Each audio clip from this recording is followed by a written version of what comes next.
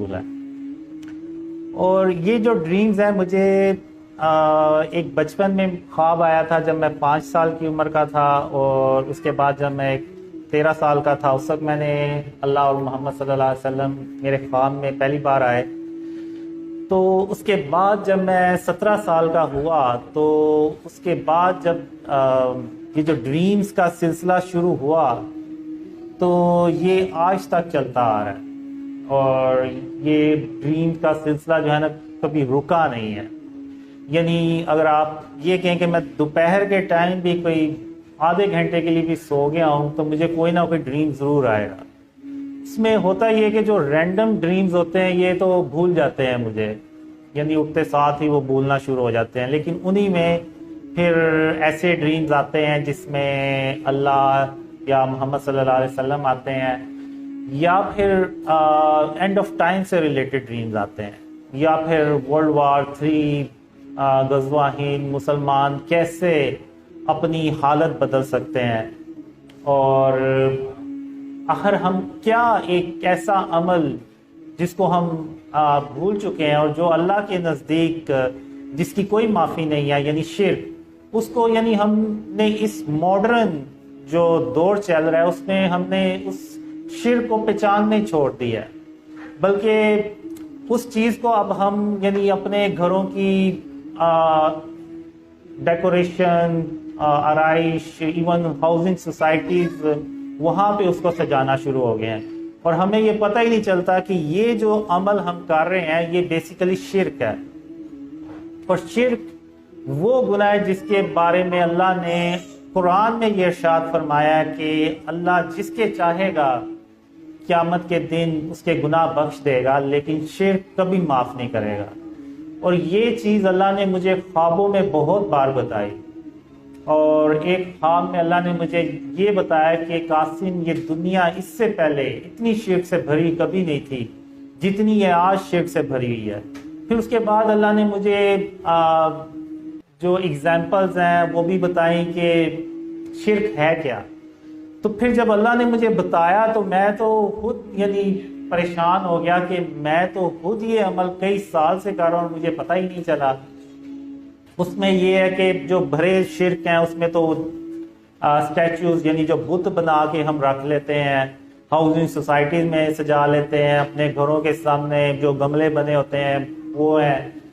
Decoration pieces ہیں جو مختلف جانوروں کی شکل میں ہیں، اور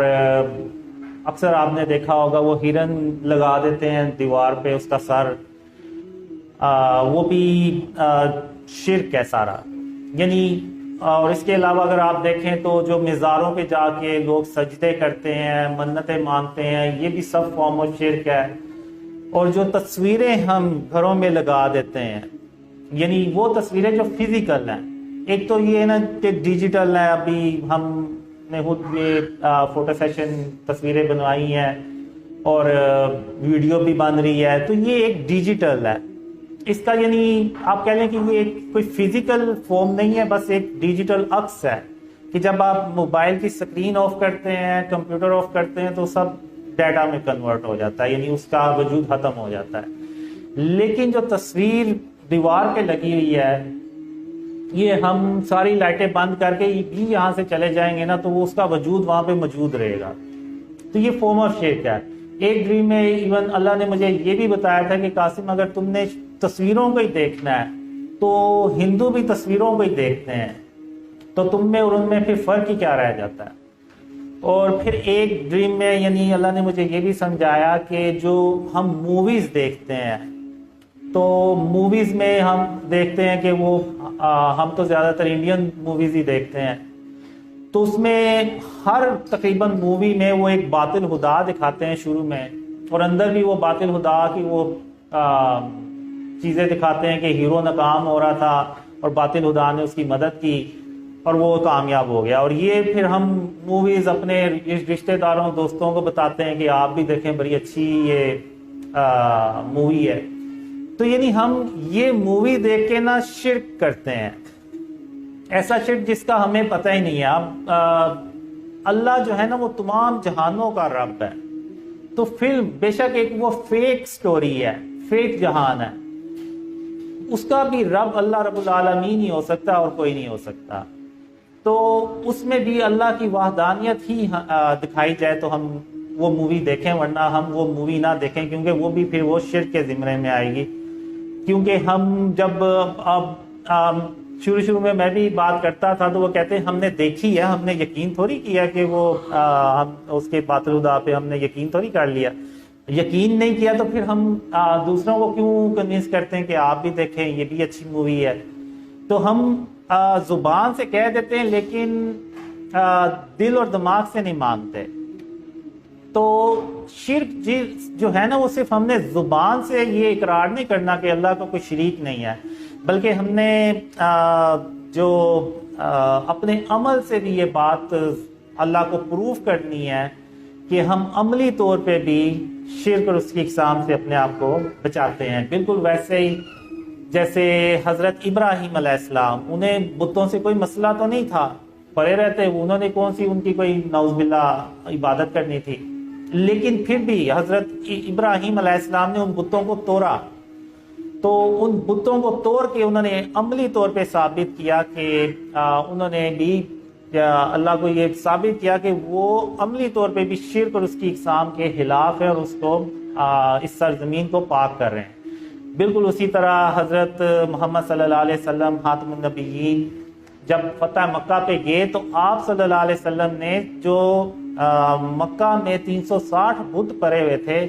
ان کو اپنے ہاتھوں سے توڑا اور سارے صحابہ کرام کے سامنے توڑا. اور یہ پوری امت کے لیے قیامت تک کے لیے میسیج دے دیا کہ آپ نے بھی بت شکن بننا ہے، بتوں کو ان کو اپنے گھروں میں اپنے علاقوں میں نہیں سجانا. لیکن آج ہم نے خاتم النبیین محمد صلی اللہ علیہ وسلم کی اس سنت کو چھوڑ دیا، اس عمل کو چھوڑ دیا اور وہی چیزیں ہم نے اپنے گھروں میں سجا لی ہیں. اب آپ اگر دیکھیں تو جو ڈیکوریشن پیسز ہمارے گھروں میں پڑے ہوئے ہیں اور وہ جو بت خانہ کعبہ میں پڑے ہوئے تھے ان میں اور ان میں کوئی فرق نہیں ہے، صرف شکلوں کا فرق ہے. تو باقی وہی چیز ہے. تو آج ہمیں اس چیز کی ضرورت ہے، اور اللہ نے مجھے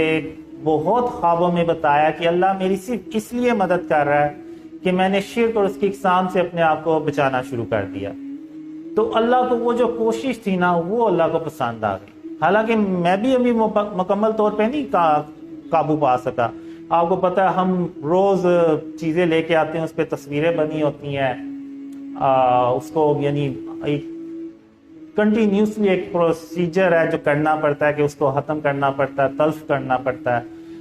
ایون اسلامک کنٹری میں بھی یہ جو ہے نا اتنا مشکل ہے ہمارے لیے کہ شرک اور اس کی اقسام سے اپنے آپ کو بچائیں.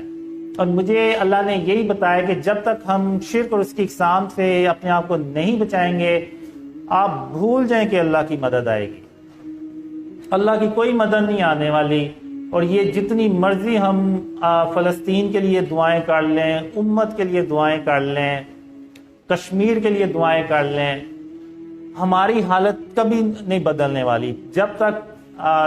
ہم اپنے آپ کو شرک اور اس کی اقسام سے نہیں بچا لیتے. تو یہ میرا آپ لوگوں کو میسج بھی ہے. تو اب ہم انشاءاللہ کوسچن آنسر کی طرف چلیں گے. اچھا جی.